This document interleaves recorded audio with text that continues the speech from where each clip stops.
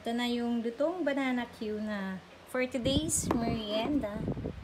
Sabado at gumagawa na naman si ate ng assignment niya. August 15 pa naman ipapasa pero syempre ang dami-dami nun kaya inuunti-unti na niya. Hi ate!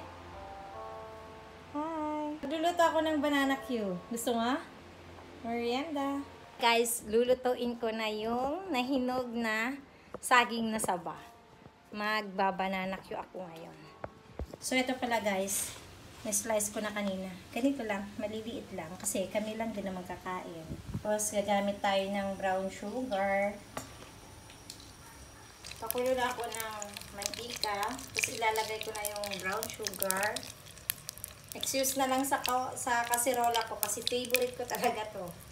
Medyo dadamihan ko na siya ng asukal para maluto. Ayan. Ayan. So, maghulog ako ng konting saging. Prito, sabay, luto na rin sa asukal.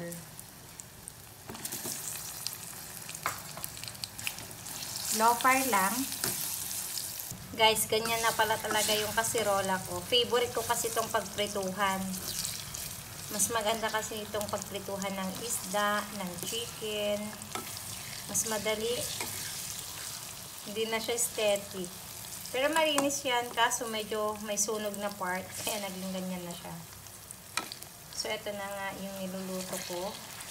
Banana Q na pang merienda ni ate. O, diba? Ito yung tanim namin or harvest naming saging nung nakaraan. Tapos ngayon, pang merienda. Yung isang saging na ubos na. Tapos ito na lang din yung natitira dun sa saging na saba namin. Diba? Ang laki yung pakinabang talaga pag nasanay tayo sa backyard gardening. Busy lang ah.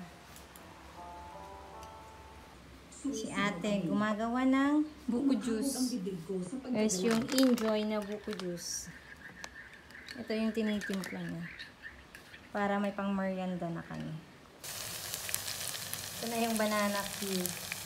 Konti lang yung asukal. So, ito na. Luto na. Ito na yung lutong banana Q na for today's merienda. Tara guys. Merienda na tayo ng banana Q. With buko juice. Buko juice.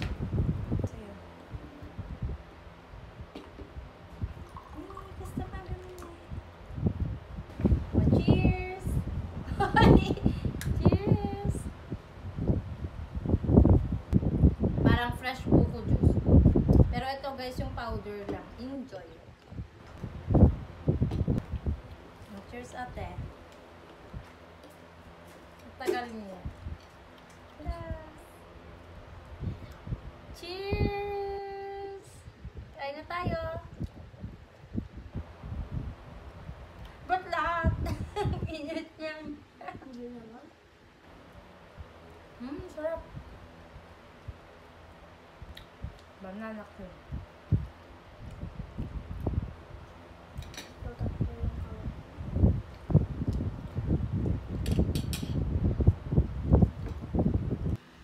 Hindi siya perfect.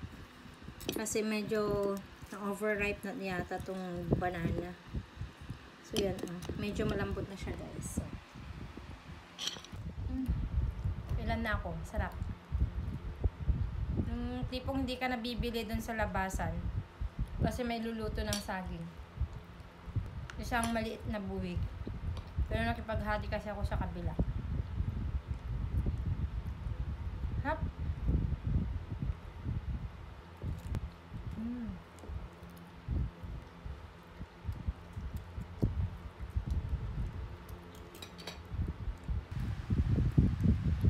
Masarap.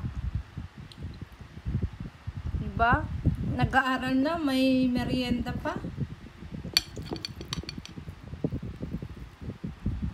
Ate,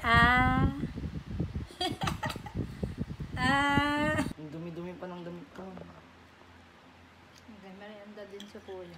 Hindi ko lang voice over.